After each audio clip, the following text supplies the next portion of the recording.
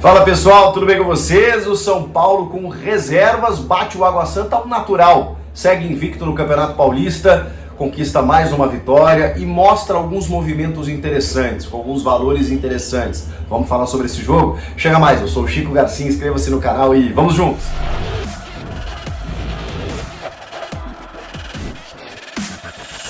Olha onde eu tô, no Morumbi, onde o São Paulo venceu por 3-0 a equipe do Água Santa, esse time de Thiago Carpini, que hoje deu uma descansada. Alguns jogadores, não se trata de uma preservação, se trata de lesão mesmo, né? No caso do Lucas, do Rafinha, que vão ficar um pouco mais de tempo aí afastados, mas no restante ele deu uma descansada na galera, até no goleiro Rafael. Foi o Jandrei no gol, o Alan Franco e o Ferrarese entre os zagueiros, Moreira na lateral direita, o Patrick, menino Patrick na lateral esquerda, meio de campo, num tripé de volantes, né?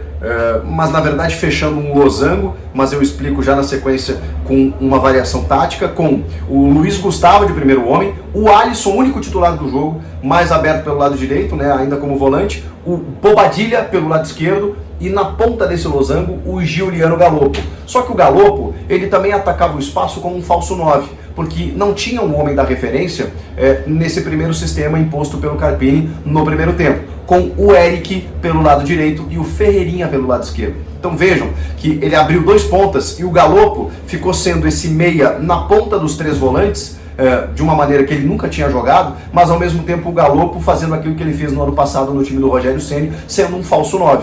E é dessa forma que o São Paulo começa o jogo abafando, pressionando e sufocando o Água Santa na saída de bola, forçando o erro do adversário. E é dessa forma que aos 9 minutos, num erro na saída do Igor Henrique, o Bobadilla antecipa, pega a bola, quando ela se mostra para ele a feição, ele desfere um chute maravilhoso, espetacular, no ângulo do goleiro Igor Vinhas. Mas assim, espetacular, um gol assim de placa que ele faz no Morumbi, uma bola em curva de fora da área, ela entra assim na forquilha. Que golaço do Bobadilla, o primeiro dele com a camisa do São Paulo, é um jogador muito bom nesse aspecto. Ele veio com essa qualidade também, de finalizar de fora da área, e fez um grande jogo, jogando um pouco mais pelo lado esquerdo, como eu disse, mas também, né, ajudando muito no sistema defensivo, marcando alto e tudo mais. Um cara assim que pode ser muito bem utilizado na sequência. A gente teve alguns destaques individuais nesse jogo. No primeiro tempo, o São Paulo faz digamos assim, essa pressão alta, não deixa o Água Santa praticamente passar da linha divisória do gramado, e cria até mais oportunidades. O Ferreirinha, eu acho que teve uma dificuldade. Ele recebeu algumas bolas pelo lado esquerdo e eu não gostei individualmente dele. Ele tentou, mas ele não conseguiu levar vantagem. O Eric foi muito incisivo. Gostei muito do Eric, ele estava mais pelo lado direito e ele abusou dos dribles, da velocidade, buscando um contra um, buscando a jogada aguda, quase como um Wellington Rato, mas o Rato é um jogador de mais força, de finalização também, né? Que corta para dentro e normalmente busca um passe ou um levantamento para a área. O Eric não, ele tem mais profundidade, ele é mais liso, ele é mais habilidoso, e aí serve como uma alternativa para daqui para frente, porque o jogo servia para isso. Gente, São Paulo está invicto no Paulistão, vem de uma Supercopa, antes teve festa aqui com fogos de artifício, os caras mostraram a taça no gramado. O jogo era para isso, era para você testar, avaliar esquemas, dar moral para reservas, né, para ver quem é que pode disputar uma posição. Isso vai elevando a régua, vai elevando o nível da competitividade dentro do próprio elenco, de uma forma saudável. Se o Carpini souber administrar isso, ele vai ter dois times, cara, praticamente para colocar em campo. E a temporada promete, então assim, ele vai precisar. Até porque, como agora Lucas e Rafinha, por exemplo, estão lesionados, ele vai sofrer com isso durante o ano. Tem Copa América, daqui a pouco tem jogador convocado, vai ter, né? Se não for para a seleção brasileira, para as seleções de outros países, o Arboleda, por exemplo, a seleção equatoriana. Cara, tem muitas possibilidades e ele precisa de um elenco. E ele tem esse elenco. E hoje ficou provado isso. O Alisson domina o meio de campo. Bobadilla, como eu falei, fez um ótimo jogo. O Eric incisivo pelo lado direito. Agora, que lateral direito o São Paulo descobriu? Esse menino João Moreira, ele é diferente.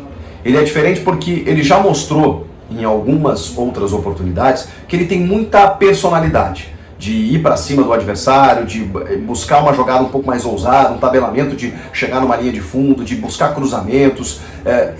Ele tem um ímpeto muito interessante. Ele fez algumas jogadas no primeiro tempo de partir para cima, driblar todo mundo, que assim foi impressionante. Eu falei assim, caramba, me lembrou os tempos de... Calma, não quero também ferrar com o moleque fazendo comparações esdrúxulas aqui, mas me lembrou o Cafu, cara. Driblando todo mundo dentro da linha de fundo, eu falei, caramba, o São Paulo descobriu um lateral. E ele ficou machucado durante muito tempo ano passado, perdeu muita coisa, até em termos de seleção de base. E ano passado o São Paulo sofreu com lesões dos laterais, né? E esse ano você vê, o Rafinha está no último ano de contrato, o Igor Vinícius está machucado de novo. Chance para ele. Tomara que ele tenha sequência, porque assim, ele fez um excelente jogo e no segundo tempo ainda fez um cruzamento maravilhoso para o Juan fazer o gol de cabeça. E aí eu queria destacar o Juan, porque eu falei para vocês que o time começa sem um jogador de referência. E me parece ser uma carência do elenco, você não ter um reserva para o Caleri. Só que o Juan normalmente entra nessa função. E às vezes o torcedor pega no pé, porque ele perde gols e tudo mais. Cara, o gol que ele faz é muito de centroavante, porque ele antecipa, ele desvia de cabeça, cabeceia forte para vencer o goleiro do Água Santa, num cruzamento perfeito, fazendo o arco do Moreira, que também a gente tem que referir. Depois, ele tem um espaço num contra-ataque em que o time chega muito em velocidade, só que a marcação chega muito em cima e ele consegue dar um tapa para o Luciano, e o Luciano chuta por cima. Nesse momento, o Luciano já está em campo. O Juan já está jogando na referência, o Luciano já está jogando um pouco mais atrás, buscando o jogo. O Carpini começou a fazer suas trocas, botou até alguns ditos titulares, né? O Nicão foi titular na Supercopa, entrou no lugar do Ferreirinha, deu assistência para o gol do Alan Franco, né? Uma cobrança de falta, em que o William Gomes, que recém havia entrado, acaba fazendo a jogada e sofrendo a falta. Tudo dá certo no São Paulo, que é um outro menino muito valioso da base de Cotia, o William Gomes. Ele é muito intrépido, incisivo e tudo mais, sofre uma falta, o Nicão cobra e o Alan Franco vai lá e de cabeça faz mais um gol. Ou seja, cara, é muito, muito difícil tirar pontos negativos, mas calma que não foi tão fácil assim. No começo do segundo tempo, o time deu uma tirada de pé. Aquele ritmo alucinante que a gente percebeu nos primeiros 20 minutos, a ponto do São Paulo construir um resultado até elástico, ele foi diminuindo aos poucos, apesar das chances continuarem aparecendo, mas no começo do segundo tempo ele desapareceu. E aí o Água Santa cresceu no jogo. Começou a criar algumas chances, especialmente aqui pelo lado esquerdo, porque o Moreira sobe muito, né? E aí o Luan Dias sofre um pênalti, em que na sequência tem um gol do Bruno Xavier, mas o Klaus apita o pênalti. E aí se ele apitou, nada do que acontece depois tem validade. O grande problema é se não há penalidade. Eu acho até que o Luan deu uma forçadinha, porque ele vai no encontro, né? Ele vai no corpo do Jandrei. Mas tudo bem, pênalti. Aí o Bruno Mezenga vai pra bola e desperdiça. Ali seria um empate do Água Santa, que deixaria um jogo um pouco desconfortável. E aí, automaticamente, o São Paulo ia ter que se ligar, teria tempo para isso e tal, para buscar o resultado. Felizmente para o São Paulo ele desperdiçou, e a partir dali o São Paulo acorda também. O Carpini faz as suas trocas, o time muda a postura, começa a ocupar de novo o campo ofensivo e aí constrói a sua vitória ao natural. O cômputo de tudo isso é a segunda melhor campanha, e só é a segunda porque tem um jogo a menos contra a Inter de Limeira, está atrás do Santos, mas o Santos já perdeu um jogo, por exemplo, que foi o clássico para o Palmeiras, o São Paulo ainda não perdeu, está invicto, e repito, com um jogo a menos. Vem de um título inédito, 3 dias atrás, preserva praticamente o time inteiro, com exceção do Alisson, e ainda faz 3-0 no adversário, jogando na sua casa, diante do seu torcedor, 36 mil pessoas aqui. Que começo de trabalho do Carpini, que começo de temporada do São Paulo.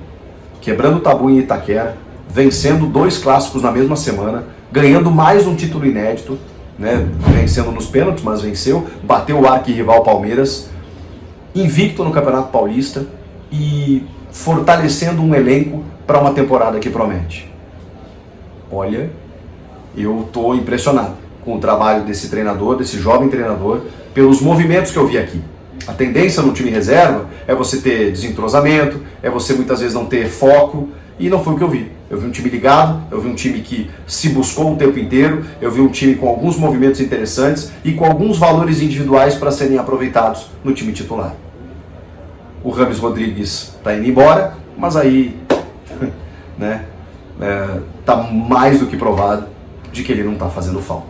E de que se o São Paulo quiser contratar para repor essa saída, tá tudo certo. mas se não, tem algumas outras carências no elenco que a gente já identificou, na defesa, um zagueiro canhoto, um lateral esquerdo, um reserva pro Caleri, e só. Na defesa, importante ver o Alan Franco fazendo o jogo que ele fez, que ele vem fazendo, Ferrarese, jogadores que sofreram com lesões no ano passado, o Diego Costa, que não jogou aqui, mas que teve recém um contrato renovado, que acabou entrando na vaga titular ao lado do Arboleda.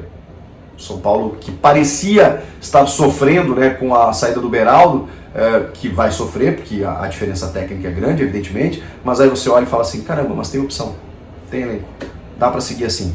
Se não contratar, tem zagueiro no time.